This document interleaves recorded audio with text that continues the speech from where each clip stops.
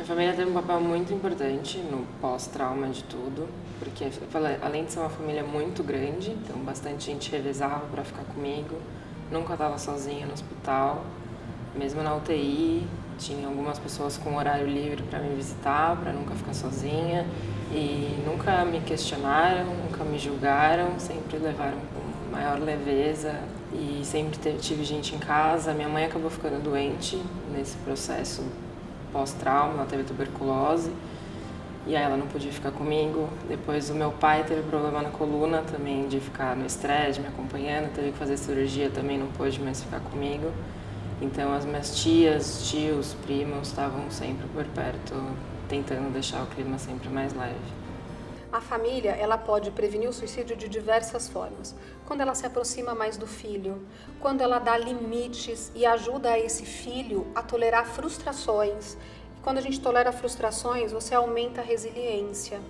Quando ela tem um diálogo aberto com esse jovem e com esse filho sobre essas questões de transtorno mental e prevenção do suicídio. Quando ela percebe que um jovem está em sofrimento e leva para uma avaliação psicológica e psiquiátrica quando necessário e não deixa que o preconceito impeça que o filho receba a ajuda necessária. Quando ela mostra que as coisas vêm por esforço e que as pessoas precisam fazer algo para conquistar, quer dizer, precisa de um merecimento para aquele jovem conquistar as coisas que ele tem e não que a vida lhe provê tudo. As famílias acabam muitas vezes querendo que o jovem seja feliz a todo custo. Ela pode também ensinar para o jovem de que a vida vale a pena ser vivida, que tem coisas duras, coisas difíceis, mas que tem muita coisa legal. Ela pode, através do limite, ensinar esse jovem a ir atrás do que ele quer, fazer com que ele tenha algumas tarefas dentro de casa. Mesmo que eu não esteja falando diretamente de prevenção do suicídio, você tendo esse tipo de comportamento e outros comportamentos, isso vai ajudar esse jovem. Quando ela não julga e ela acolhe, ela ouve, ela entra em contato com o mundo desse jovem e entende se ele está sofrendo, o que tem acontecido na escola. Quando ela se interessa, ela mostra que esse jovem é importante e fica de olho. Porque também, se ela percebe algum sinal, ela faz alguma coisa com relação a isso. A gente percebe pelos relatos dos jovens que nos ligam que há uma dificuldade de diálogo dentro de casa, de não acolhimento e uma falta talvez de afetividade. A gente percebe essa falta de afetividade na relação familiar.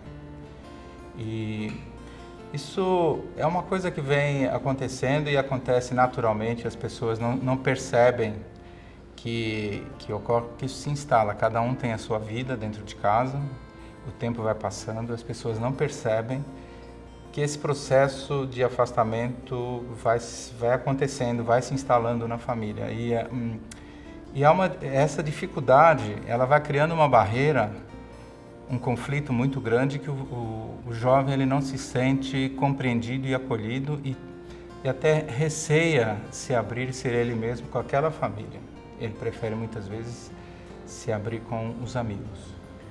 Bem, a família tem um papel central na prevenção do suicídio, porque é onde o jovem passa mais tempo, onde ele mostra um pouco mais a intimidade dele. Muitas vezes a gente usa uma espécie de capote social e no meio social a gente não mostra exatamente o que está acontecendo com a gente. É quando a gente entra em casa que a gente pode ter um arrobo, uma crise de raiva, ou então fecha a cara, fica no canto. É dentro de casa que a gente percebe que não está comendo, que não está cuidando da aparência, aquela série que ele sempre via, deixou de ver, fica no quarto, não ouve mais música. Então, na verdade, é dentro de casa que a gente pode perceber que alguma coisa errada está acontecendo. Infelizmente, nos dias de hoje, todo mundo corre muito. O pai trabalha, a mãe trabalha, só se encontram à noite, são encontros rápidos. E a gente sabe, porque essa é a realidade que nos contam e a gente vê, fica cada um num canto, muito focado ou no computador ou então no smartphone, não há mais convivência. Eu costumo dizer brincando, mas é uma brincadeira séria, que se eu pudesse baixar uma lei que atingisse as famílias seria a seguinte: pelo menos uma refeição por dia, todo mundo junto, sem nenhum aparelho eletrônico ligado, ou para conversar, ou para cansarem de ficar em silêncio, e um dia volta a conversar, volta a aprender a conversar. Porque a prevenção começa em casa, sem sombra de dúvida. Muitas situações podem levar o jovem a pensar em suicídio. Tem jovens que vão pensar depois de uma discussão com a namorada ou do término de um relacionamento. E aí muitos jovens, até por mais absurdo que pareça, ignorarem a irreversibilidade da morte, ou seja, o jovem não entender que a morte é para sempre, ele acaba tendo uma postura muito impulsiva diante de uma frustração e faz algo, ele tem um comportamento antes dele pensar na consequência deste comportamento. O processo do suicídio é um processo que vai se instalando com o tempo. E muitas vezes a gente só percebe quando a gota d'água ou as gotas d'água finais vão se acumulando e vão chegando.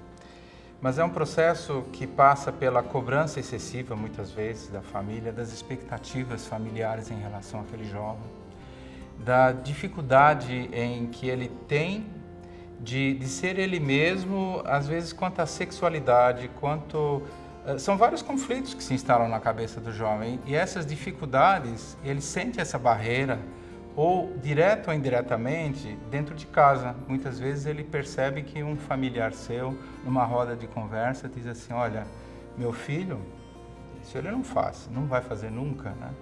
E de repente ele está pensando em fazer isso. E ele vai se fechando. E ele não percebe um ambiente tranquilo para ele se abrir sem ser julgado, sem ser minimizado do seu sofrimento, aquela angústia toda que está sendo gerada dentro dele, de ele ser ele mesmo. Então a grande dificuldade que existe é ele ser ele mesmo, ser acolhido e respeitado dentro de casa. Que não é porque as pessoas não queiram que ele seja outra coisa, é que idealizaram uma outra coisa para ele e de repente isso gera um choque muito grande, que as famílias muitas vezes elas têm dificuldade de aceitar que a pessoa é do jeito que ela é e não do jeito que eles gostariam que ela fosse. Eu sempre fui muito fechada, eu nunca falei nada, sempre guardei muito pra mim, mas no dia que aconteceu eu soube que eu tinha pego recuperação na escola, que foi o meu gatilho, que foi o que me desconcertou na hora, e a minha mãe estava junto na hora que eu soube. E aí eu contei pra ela e ela agiu com a maior naturalidade do mundo. Falou, não tem problema, só ver qual que é a data e precisa de ajuda, precisa de professor, alguma coisa assim. Aí eu falei que não, mas é que eu queria ficar sozinha, porque eu estava estressada por isso. E daí foi quando tudo aconteceu. Acho que foi muito bom que minha família deixou de mensagem pra mim também, é que você não tem que se cobrar nada e ninguém nunca deve comparar os seus problemas com nada. O seu problema é o seu problema, ele não é maior nem menor que o de ninguém, ele não é pior que o de ninguém. Então acho que os pais têm que tomar muito cuidado na hora de jogar na cara dos filhos, tipo, eu te dei tudo do bom e do melhor, você não tem o direito de questionar nada, não tem o direito de sofrer. E eles nunca jogaram isso na minha cara, tipo, você não tinha o direito de sofrer, você não tem o direito de questionar nada, você tem tudo do bom e do melhor. E é disso que eu tenho muito medo de ver alguns pais, quando o filho começa a falar que está um pouco triste com alguma coisa, e fala, para quê? Você tem tudo em casa, você não precisa de nada disso. Os sinais que esse jovem pode dar dentro de casa são isolamento, agressividade, uso de álcool e drogas, mudanças bruscas de comportamento, ele não querer ouvir, ele não querer conversar, ele perceber que algo que antes era legal, que antes era bacana, hoje já não é mais, não há algo que o interesse, um descaso com a aparência. E eu não estou falando daquele descaso proposital do jovem, mas quando realmente nada para ele faz sentido mais. É um pedido de socorro que deveria ser acolhido e levá-lo a um especialista, muitas vezes um médico da área da saúde mental, para conversar. Mas sem aquele sinal de assim, eu não tenho nada a ver com isso. Todos têm a ver com isso, a família também tem. E a família não compreende isso. Acha que é uma coisa ou da adolescência ou que está passando por uma dificuldade momentânea. E que é rebeldia de jovem, que isso vai passar.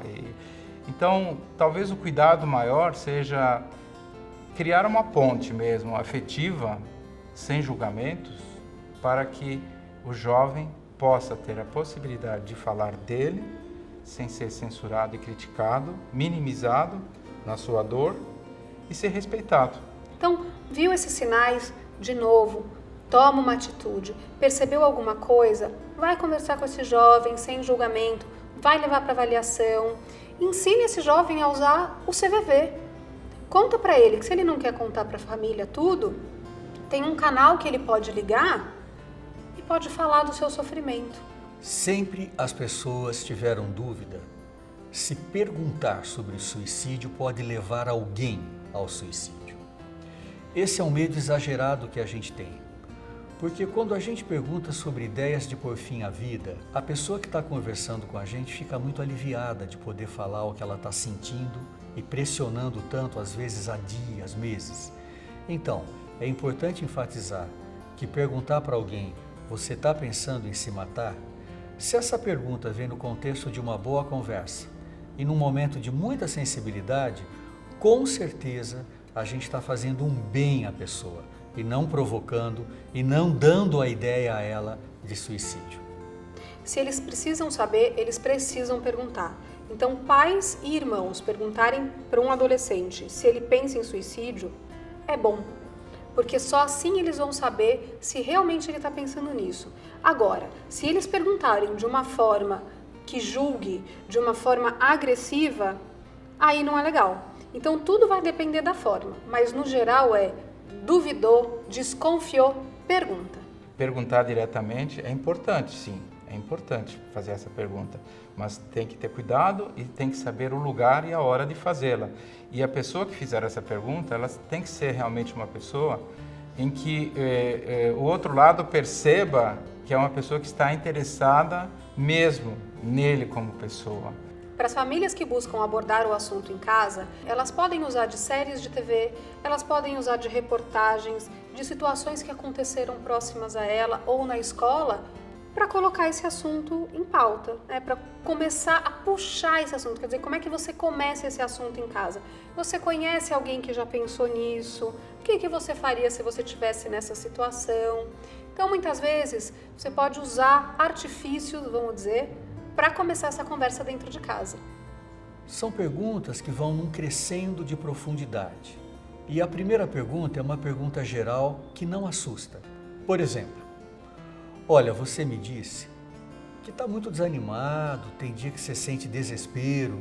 Num desses momentos, olha, tem muita gente que pensa que a vida não vale mais a pena. Isso passa pela tua cabeça? Essa é uma pergunta geral em que eu até convido a pessoa para me dizer um sim, se ela estiver pensando. Eu dou a entender que isso pode acontecer com todo mundo. Essa é a primeira pergunta. A segunda pergunta, se eu obtive um sim para a primeira, a segunda pergunta é, mas quando você pensa que a vida não vale a pena, você pensa também em tirar a própria vida? Novamente, se a pergunta for um sim, eu preciso ir me aprofundando. Mas você tem medo desse pensamento? Ou não te assusta mais? Você consegue controlar? Você chega a planejar? Você já está juntando os remédios para tomar? Ou seja, a cada sim que eu obtiver, o nível de risco aumenta muito, até o ponto em que provavelmente vai ser necessário eu ficar ao lado da pessoa, mas também conduzi-la até um profissional de saúde mental. Isso é muito importante.